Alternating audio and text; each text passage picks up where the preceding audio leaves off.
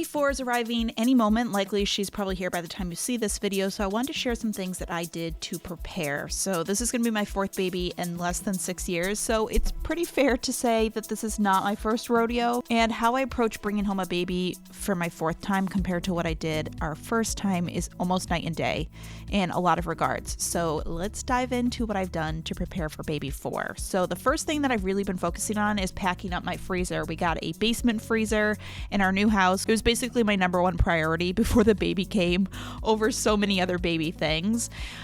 This is not something I did at all with my first 2 pregnancies. I really focused a lot more on what I would need for baby and baby supplies with my first 2 babies, but I've learned that spending more time preparing myself and doing things that keep my general day-to-day running easier is worth way more than having like the perfect diaper genie or a perfectly organized nursery dresser. So I'm really focusing on the things that will keep my life running smoother. And I am hopeful that I'm going to put all of my meal prep for the freezer together into a video sharing all the meals that I did make and putting it up on this channel. So stay tuned for that. I'm going to try to get that together. But some things that I really focus on for my freezer is some easy dinner meals. So this is like dump and go crock pot meals, some simple sides like mac and cheese and mashed potatoes, so I can just grab them and pull together a dinner really easily.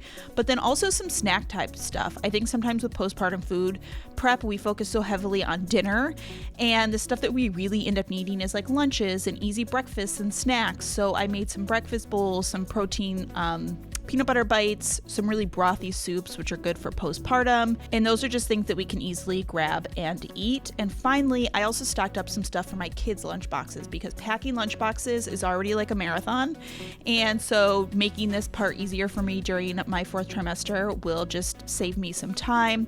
So I'm prepping lunchbox type foods that I can easily grab and fill my kids' lunch boxes with, or my husband can, or whatever. Next thing I did obviously was get my postpartum essentials together. For now, I just have these tucked away in my bathroom, but I just have them there for when I need them. So all my last 3 babies were vaginal deliveries, and I went into labor naturally, so I have all my go-to items for that. I get heavy pads for the first few days, a lighter set for when that tapers off. I love the Frida Baby Peri bottle. They do give you a Peri bottle in the hospital like this, but I like to keep one in every bathroom, so I do think it could be worth buying your own. And then Tux pads are like my best friend when I am early postpartum, and I will have links in the description to some of my must-have like postpartum favorites and hospital bag favorites as well. One tip that I always give people when they ask me about things that they may or may not need for baby is you can definitely do the research and save items, but we live in a beautiful day and age where you can buy pretty much anything next day. And sometimes it's better to not overload your house with a bunch of maybe I might need these items, and instead just buy them if you do end up needing them. Other things would be like nipple cream for breastfeeding. I love nursing pillows, so I have a boppy that I keep upstairs for my middle of the night feedings, and then I'm actually trying out a new nursing pillow this time around, which is the Frida Baby one. It actually has multiple layers, so you can have it be like higher and lower. And I'm using this as our downstairs nursing pillow. Now, certainly you don't need 2 nursing pillows, but it is nice to not have to lug my nursing pillows up and down. With my last baby, it was like every morning I was taking my nursing pillow downstairs and upstairs. So it is a perk of this being my 4th, is that we have a lot of hand-me-downs, so I can use my old nursing pillow, and then I bought a new one as well. Some other things that I keep on hand for those first few weeks: handheld massagers for helping to prevent and clear clogged ducts. My first baby had a rough go at breastfeeding, left me with constantly clogged ducts, so I really stay on top of it with all of my subsequent births and babies. Moving on to the nursery, I've not done much here in ways of decorating, but I have made it functional. So the first thing I did was get better window treatments hung up. I always put off hanging window treatments because honestly it's just like tedious and repetitive, but I do like having blackout curtains or room darkening window treatments in a baby's room. So she'll sleep with us at night, but we will use this room for naps in the first month or so. So I hung up blackout pull down blinds and some blackout curtains. Now, even these 2 things don't fully black out a room because light will seep in from the sides. I feel like this was always a surprising thing to me when I first started trying to black out my kids' rooms with my first baby. And I don't worry about it being totally blacked out once they get a little bit older, but usually when they are younger or I'm initially sleep training, I do prefer it as dark as possible. So I also love blackout vinyl. I'm not installing this yet, but I will when she gets older and I sleep train. This is a really great option because you can just cut it to the size of your window window. It literally just attaches with some water and cling, and you can pull it on and off as many times as you want. And trust me when I say that I have tried pretty much every blackout curtain option out there, and blackout vinyl is definitely the most effective and easiest. So we currently have a mini rollaway crib in here. This is actually what we use when company comes over, if we need like an extra baby bed for my baby or if my nephew visits. So I've decided to actually just keep that in here for now instead of immediately getting her a full-size crib. So I just made sure to get a waterproof mattress cover for mini crib mattresses as well as some mini crib sheets. The dresser that I got in here I found used. I had shared on Instagram that I was determined to find a used dresser for this room, partially because we had recently moved, and if I had to put together one more piece of furniture, I might have lost my mind, but also because I'm kind of just getting sick of having to buy everything new when there are so many great used options out there. And so I've been like hitting up Goodwills and thrift stores and restores, and there's so many great options out there. I found this dresser with a little fold down flap, perfect for a changing table. I was so pleased with it, and it was only $50. And my mom has offered to paint it for me as a new baby present, but for now I'm just going to get the drawers stocked. I have diaper must-haves on the top, nothing cute or fancily perfectly organized here because, you know, fourth baby. Some wipes, obviously. Then I have various diaper creams. I actually prefer the Burt's Bees diaper rash cream the most, but I find it really hard to find. So I have triple paste. This is pretty good. I also just have some Vaseline and A&D ointment. These are two things that I tend to use a lot more in early on newborn stage to protect their skin than I do actual diaper cream. The next drawer is swaddles, some random sheets. Then the third drawer is next to up size clothing, so my 0 to 3 month stuff and my 3 month stuff. I have clothes in this little drawer in the closet. There's not much in here. Honestly, my kids pretty much just live and sleep and plays for the first few months of their lives. And so I have a couple here. I have a couple stocked in diaper stations around my house. I would say I probably have like maybe 10 sleep and plays for her to wear in the newborn size. They grew through that size pretty quick. I did pre-wash all the baby stuff too. I am reusing a lot of stuff from previous babies. I got all of that washed and prepped. I love the Noodle and Boo laundry detergent for baby stuff. I had a ton of burp cloths and crib sheets that we're reusing, so I washed all those. I personally really prefer the big muslin burp cloths over the small thick ones. In my experience, the small ones are never big enough because Spit Up has an amazing ability to get like everywhere and go every place. So I like these big ones over my shoulder and down my arm, and then maybe a smaller one for wiping up messes or extra absorbency. Okay, so let's move on to some of those stations I told you about. I did create a baby cart to keep in our bedroom. This is the first time I've ever done a baby cart. For previous babies, we were in our old houses, which were 1,100 square feet, and everything was like relatively close, but this new house is a little bit bigger and more spread out. And since our bedroom doesn't have any furniture in it, I didn't have any place to keep like baby stuff in the bedroom. I find it's easier to just tend to diaper changes and whatnot right from bed than to go all the way down to their nursery in the middle of the night. So I like keeping the essentials in my bedroom. So I have this cart that I got and I stocked it with diapers, wipes, creams, changes of clothing for the baby, burp cloths, a nightlight, some snacks for me, a spot for water, and a few of my breastfeeding essentials. The other station I created was downstairs.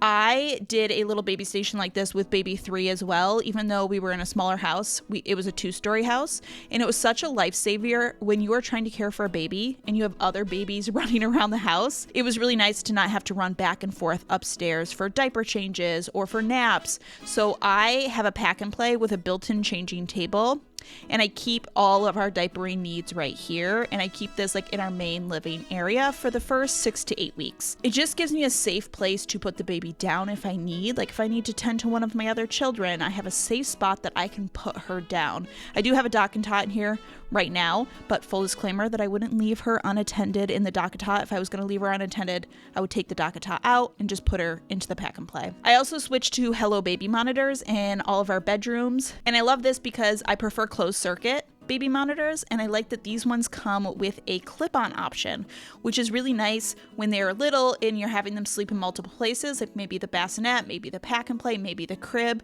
and you can sort of clip it on wherever you need to so you can keep eyes on them. This way, if I have to run to the kitchen to get my 3-year-old a snack, I can still keep my eyes on her, which just gives me nice peace of mind. Some final prep things for baby. Let's see. I got out all of our baby carriers. I'm a big into baby wearing, and my husband actually really likes to baby wear too. And honestly, honestly, with 3 kids age 5 and under, it's a necessity to baby wear. So the Baby Bjorn Mini is my favorite newborn carrier. And then I also have a Tula that I love for like 6 months plus. I also have a couple wraps. I have the Boba wrap. This is the one I used with my firstborn. I recently got a Solly wrap that I'm excited to try out for this baby. And we have a Wild Bird sling. Now I know that this seems like a lot of carriers, but really I do baby wear a lot. It is such a lifesaver, and I didn't get them all at once. Obviously, this is my 4th baby, so I've slowly added to my collection over time. I would say if you are going first time mom, look for one more structured carrier like a Tula or a Baby Bjorn, and then look for one wrap type option. This way you can sort of at least start to try out the different options. Next, I got the car seat installed. Obviously,